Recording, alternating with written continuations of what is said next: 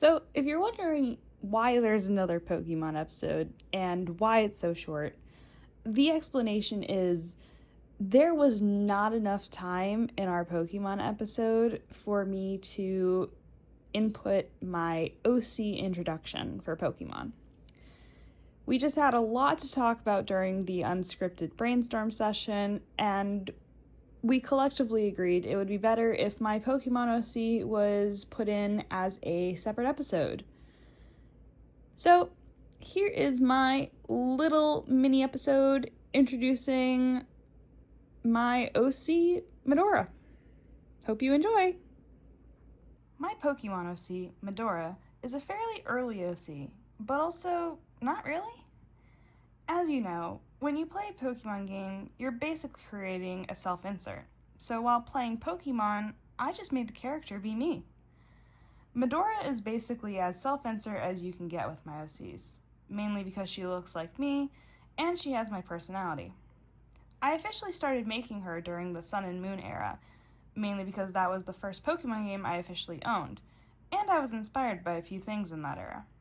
The first thing that inspired me was that one episode in the Sun and Moon anime where Lily is tasked with taking care of a Pokemon egg, and that Salandit is trying to get the egg. I always imagined that the Salandit belongs to Madora, and he just sucks at listening to her when she tells him not to do something.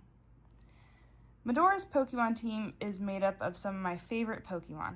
Dragonair, either the regular or shiny version, and I will be giving my Dragonair an Everstone because I don't like that they evolve into Dragonite. No offense to Dragonite, but I feel like it would be better as a standalone Pokemon rather than being the final evolution of two Pokemon it doesn't even look like. Salandit, specifically male, because as much as I love Salazzle, there is a 7-to-1 male to female ratio when it comes to finding the Salandit in the tall grass. So, with my luck, I'm gonna get male no matter what. Noivern, Umbreon and Espeon, and finally, some random ghost-type Pokemon. My favorites are Mismagius, Mimikyu, Chandelure, and Phantump. And all in all, I think I'm leaning towards Phantump being the sixth member of the team.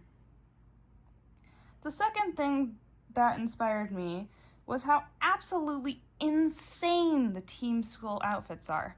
I couldn't help but dress Madora up in a personalized version of the Team Skull outfit. I wasn't sure at the time of making her if she'd actually be a part of Team Skull, or if she'd just like the aesthetic of the outfit. When thinking about whether or not she'd actually be a part of Team Skull, I looked it up to see what the deal with Team Skull was.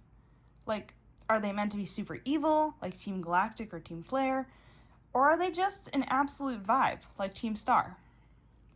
According to the official Bulbapedia for Team Skull, the team is composed of misfits who failed the island challenge.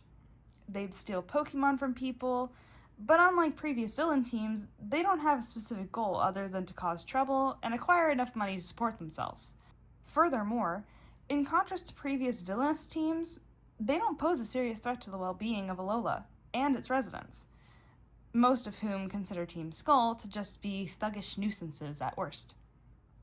So, from what I've gathered about Team Skull from this, Madora would 100% be a part of Team Skull. I can totally see her failing the island challenge, leading to her being taken into the fold of Team Skull. I can also see her playing pranks on people and working to acquire money to support herself and the rest of the team. The only thing I can't see her doing is stealing Pokemon, so she'll definitely stay out of that the whole thing. Madora would definitely be friends with Ash, and a whole bunch of the other characters, because she's just got that charisma. And I don't think Madora would be from Alola, so she might have met Ash in another region before this one, and they just end up getting reunited.